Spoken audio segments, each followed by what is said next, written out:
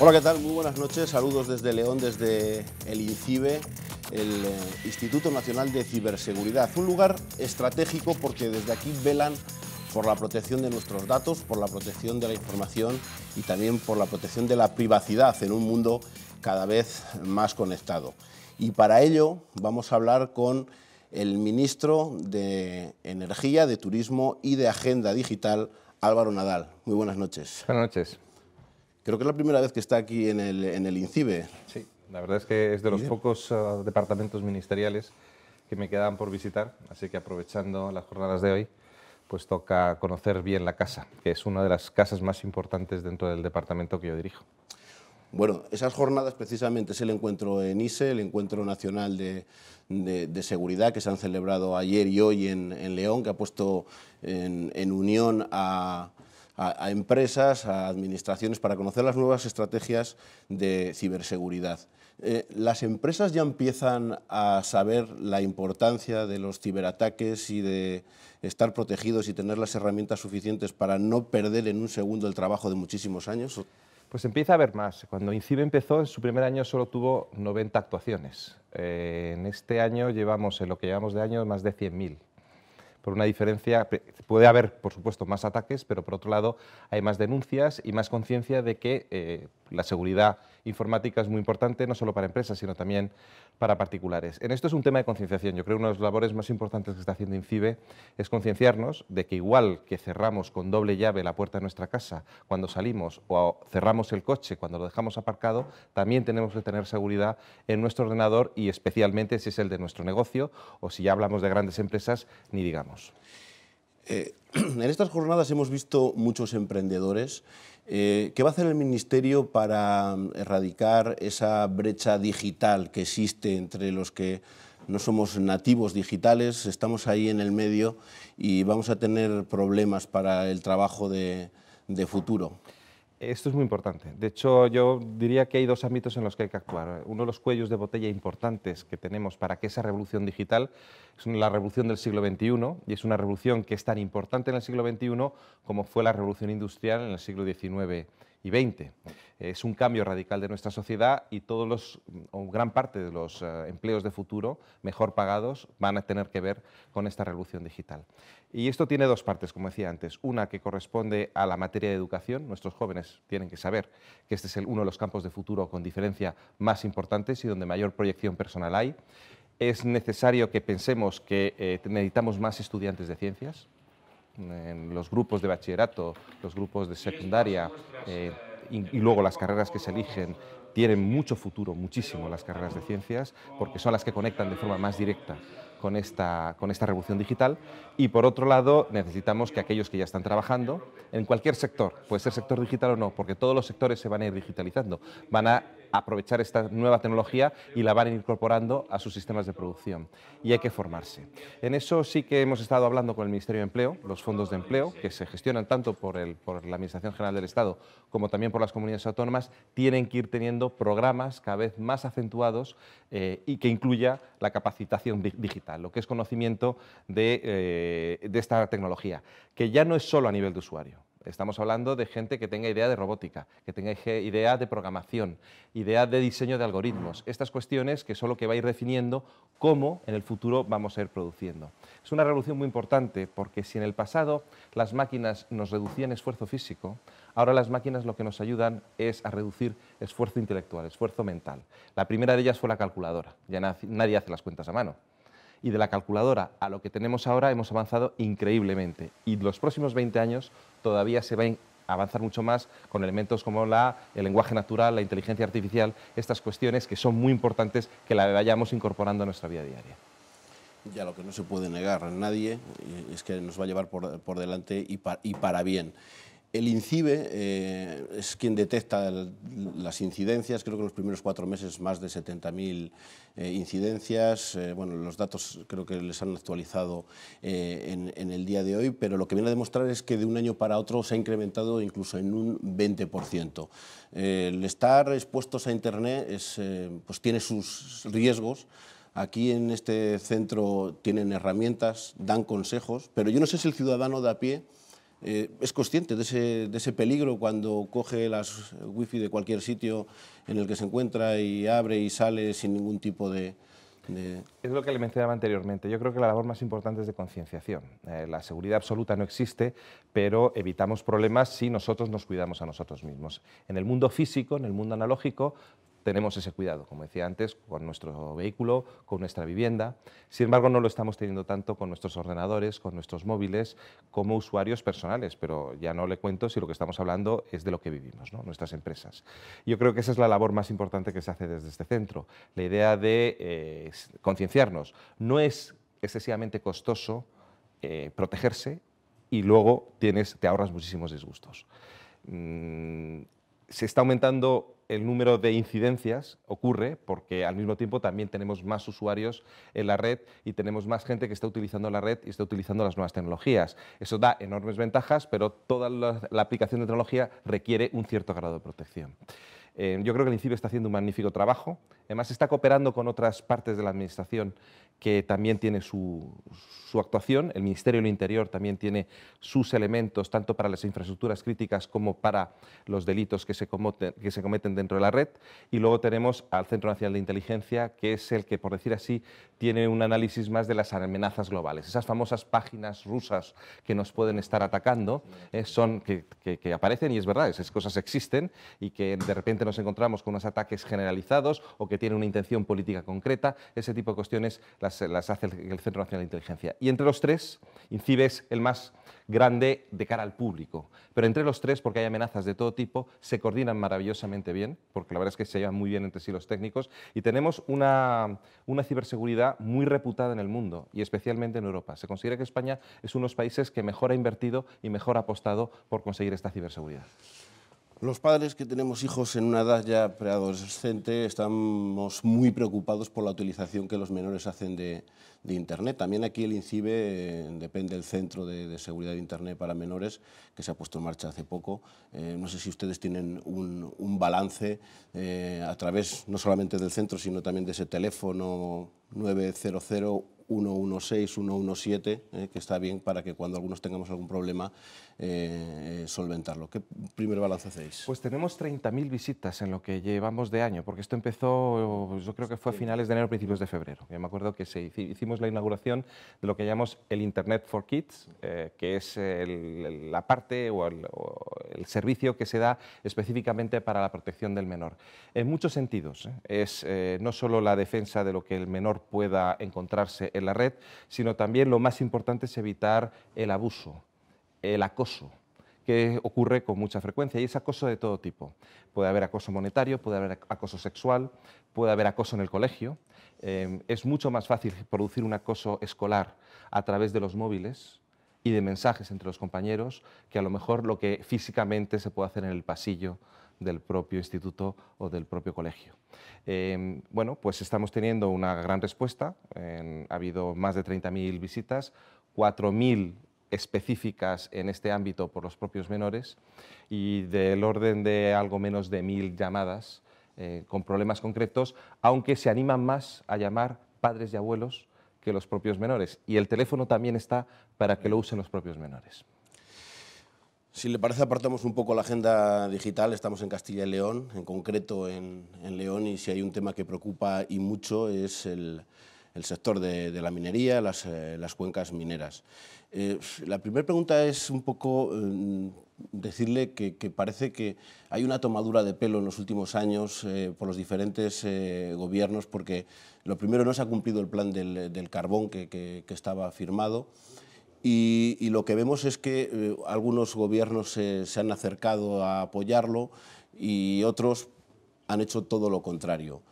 ¿No estará usted creando falsas esperanzas en las cuencas mineras cuando usted ha dicho desde el primer momento que cree en el mix energético y cree en la necesidad de que el carbón esté en ese mix energético para evitar episodios complejos como los que estamos viviendo ahora mismo por falta de agua y viento? Bien. Lo que no es verdad es que no se esté cumpliendo el plan de la minería, se está cumpliendo rigurosamente. Se están pagando los 5 euros por tonelada que se habían acordado. se están cumpliendo con el plan de prejubilaciones y a veces con calendarios más avanzados de los que inicialmente se habían previsto. Lo que sí es verdad es que en el conjunto de medidas para apoyar el carbón nacional, en tanto en cuanto la Unión Europea lo está permitiendo, que sabemos que es hasta 2018, se dieron una serie de diferentes medidas. Y al final se sabía que solo se podía aplicar una, que es la que fue viable con la Unión Europea, que son los 5 euros por tonelada. Lo que no me pueden pedir desde los ámbitos del sector es que pongamos en marcha todas, porque eso no fue el acuerdo. El acuerdo es que se ponía en marcha aquellas que fuesen viables y se encontró con mucho esfuerzo y mucho trabajo en la legislatura anterior la posibilidad de seguir pagando esos 5 euros por tonelada. A partir de ahí, una vez que tenemos que decidir cómo se va a producir la energía de 2020 a 2030 en España, la posición del Gobierno es muy clara. Nosotros queremos que el carbón se mantenga dentro del mix energético porque el carbón es extraordinariamente útil cuando tenemos puntas de precios. Cuando el precio lo fija el carbón y no el gas, la electricidad es mucho más barata para todos los españoles. Y por tanto el carbón se tiene que mantener en opinión del Gobierno. Ahora, el Gobierno tiene 135 diputados en el Congreso. Ayer mismo, en una moción consecuencia de una interpelación del Grupo de Podemos, hubo un pacto con Ciudadanos y con el Partido Socialista en la que votaron que desaparezca el carbón en 2020. Es una postura que mantiene también la propuesta de la Comisión Europea y muchos países miembros de la Unión Europea también quieren que desaparezca el carbón. La postura de España, del Gobierno de España, es que no, que el carbón se tiene que mantener en tanto en cuanto cumplamos con nuestros objetivos medioambientales. Ahora bien, tenemos el problema de que tenemos poco apoyo. No tenemos apoyo los grupos políticos en España, salvo los que votaron ayer a favor, en contra de esa moción, y tenemos poco apoyo en Europa, porque muchos países están en contra. Hay que hacer una batalla en defensa del carbón, porque tiene una lógica económica, ayuda a que la electricidad sea más barata, pero en esa batalla está muy solo el Gobierno. Esa es la pregunta, ¿están ustedes solos? Lo de ayer sorprende mucho, porque ya sabe que hay un doble lenguaje. El Partido Socialista, aquí en la distancia corta, apoya el carbón, pero esa decisión es dar prácticamente la puntilla a lo que es el carbón y el tema de las térmicas. El próximo día de diciembre empezamos la discusión sobre la normativa de mercado interior y sobre gobernanza. Y ahí es donde está establecido un límite para las centrales que sirvan de respaldo al conjunto del sistema, las que den flexibilidad, de 550 gramos por kilovatio hora producido. Eso no lo cumple el carbón. Es decir, el nuevo sistema eléctrico se entiende de una manera relativamente sencilla. Vamos metiendo energía renovable, pero la energía renovable es intermitente. No siempre hace sol y no siempre hace viento, porque es generalmente eólica y solar. Y tampoco tenemos demasiada agua. Fíjense cómo estamos ahora este año de agua, y aquí especialmente mal en Castilla y León. Por tanto, cuando no tenemos ni sol, ni agua, ni viento, necesitamos, para que no haya apagones, producir con algo. ¿Con qué se tiene que producir? Con térmicas.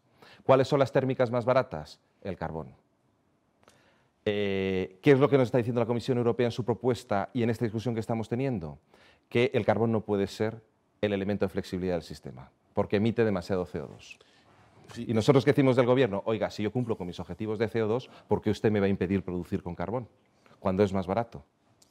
Y esto es lo que nosotros estamos defendiendo en Europa y a nivel nacional. No lo defiende el Partido Socialista, ni los otros grupos, ni en Europa, ni a nivel nacional. Y luego aquí, claro, el papel que tiene que hacer el Partido Socialista en León, que estamos aquí en León, pues es muy complicado. Yo entiendo que es un papel muy complicado.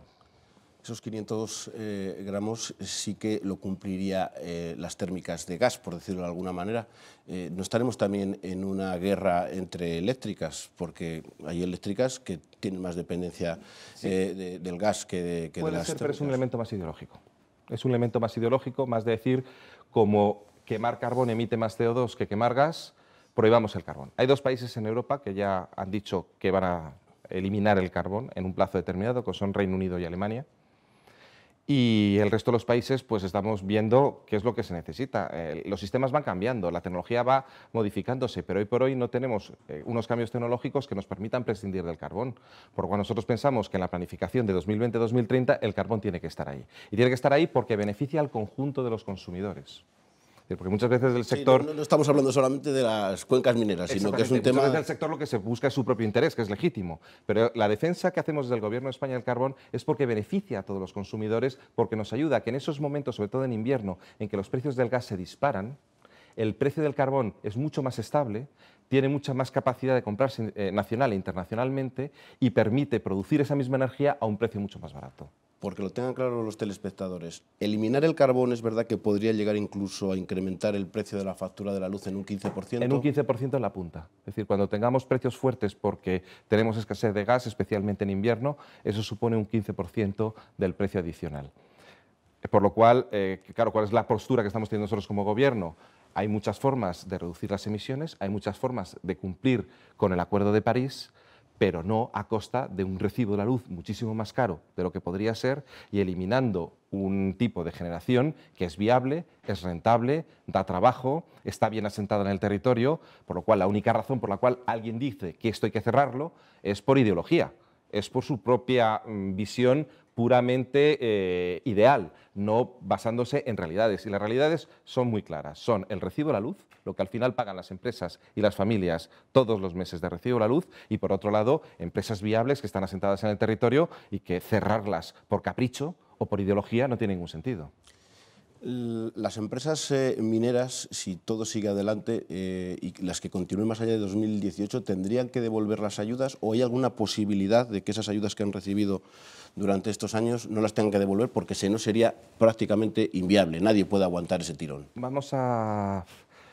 No es modificable la normativa europea. La normativa europea dice que tienen que devolverla, pero todavía no se ha discutido cómo, porque hay formas y formas de devolver.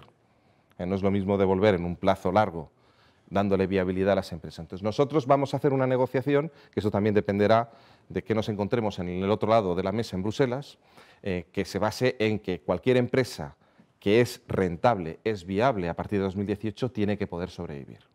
Ahora le digo, hay un elemento ideológico muy fuerte también en Europa. De la misma manera que se pone una normativa que apareció en la propuesta de la Comisión y apoyada por todos estos grupos que les estoy diciendo, que no tenía ningún sentido, también es muy posible que por esa misma razón nos encontremos con una falta de recepción en el otro lado de la mesa. Estoy hablando en los ámbitos más medioambientales de la Comisión Europea y del Parlamento Europeo, que al final son los que deciden sobre estas cuestiones, y nos compliquen mucho la vida porque no es lo mismo cumplir la devolución de ayudas con unos plazos, unos calendarios y una viabilidad para las empresas que directamente aprovechar ese hecho para directamente cerrarlas. La postura del Gobierno es la que le he dicho. Cualquier empresa que sea viable tiene que mantenerse y ya veremos cómo se hace el proceso de devolución de ayudas. Con las térmicas pasa lo mismo, ese decreto que hay para que sigan funcionando a partir del 2018, luego también en función de que cada térmica se adapte también a la desnitrificación necesaria en el caso de Compostilla. No sé si usted, por ejemplo, tiene... 2020. Bueno, Compostilla... Bueno, 2020, sí. A partir de 2020 necesitan esa reducción. Compostilla ya está volviendo a comprar carbón, como usted sabe. Ahí estuvimos haciendo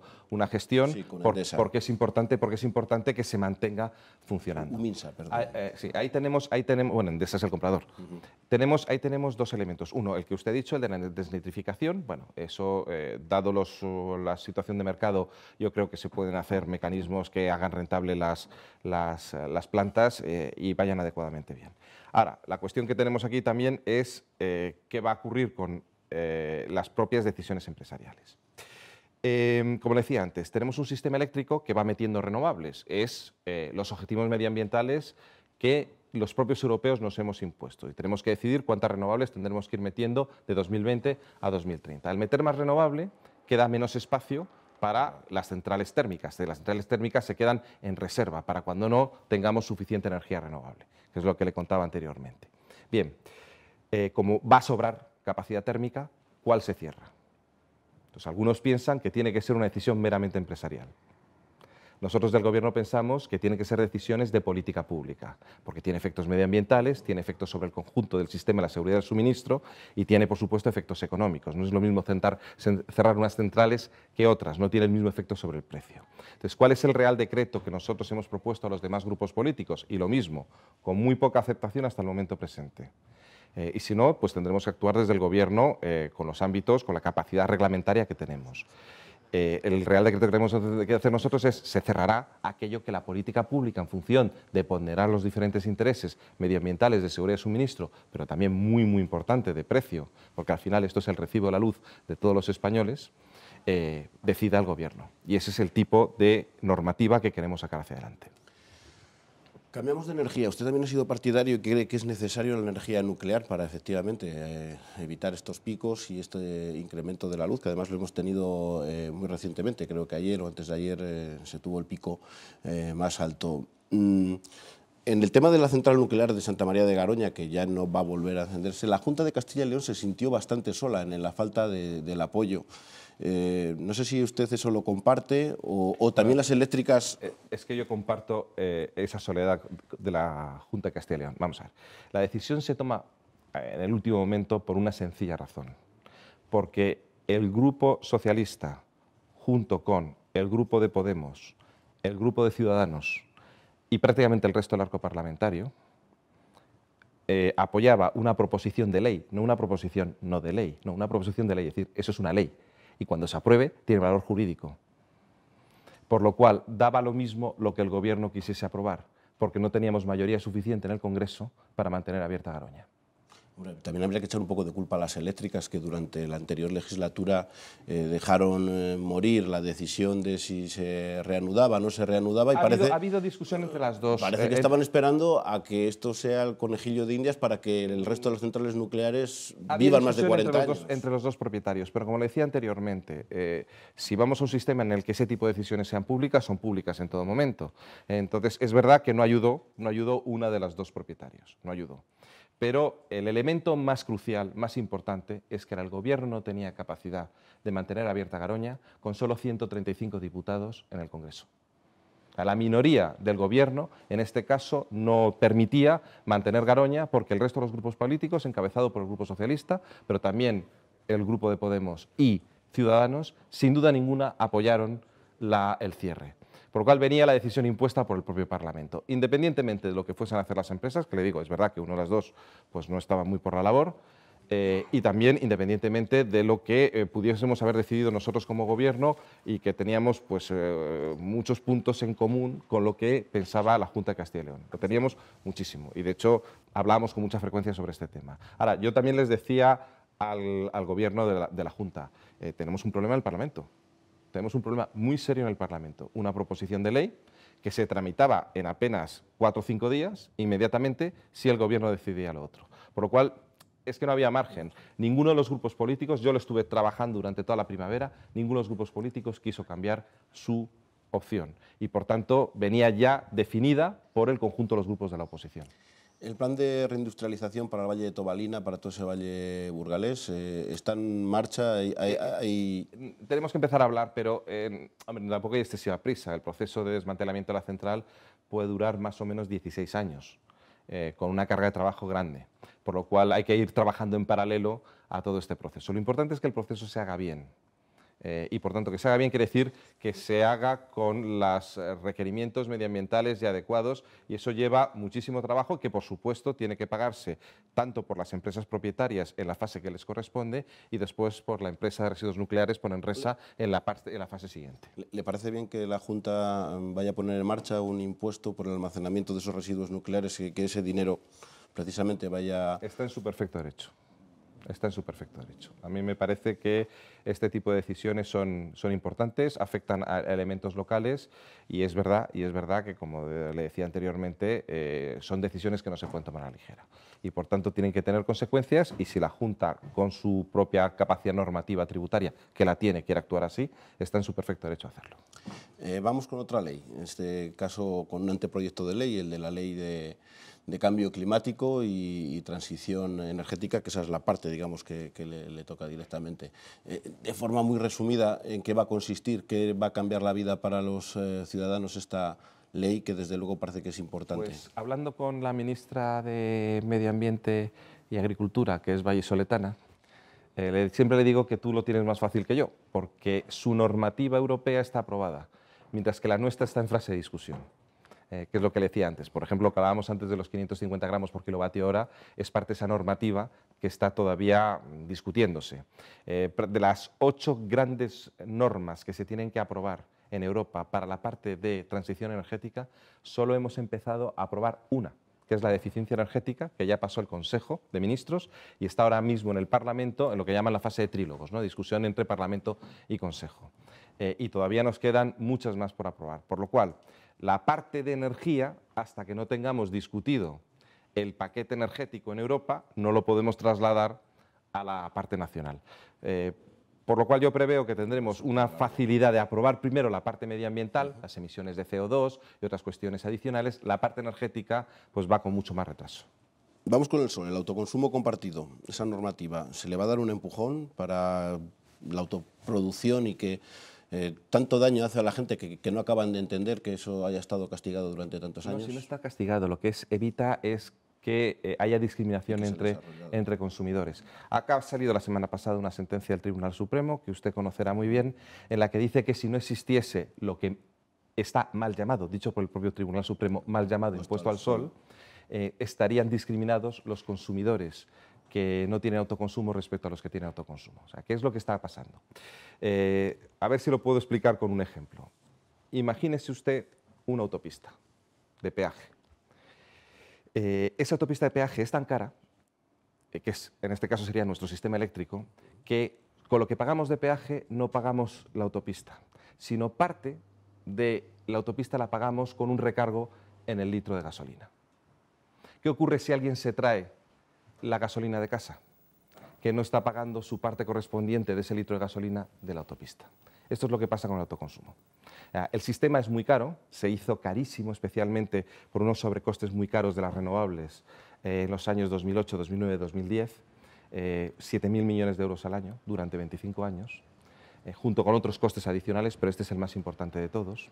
Y el sistema es tan caro que ni siquiera con la parte fija que pagamos del recibo, pagamos la parte fija del sistema, que es aquello que necesitamos para que al llegar a casa encendamos el interruptor y salga la electricidad.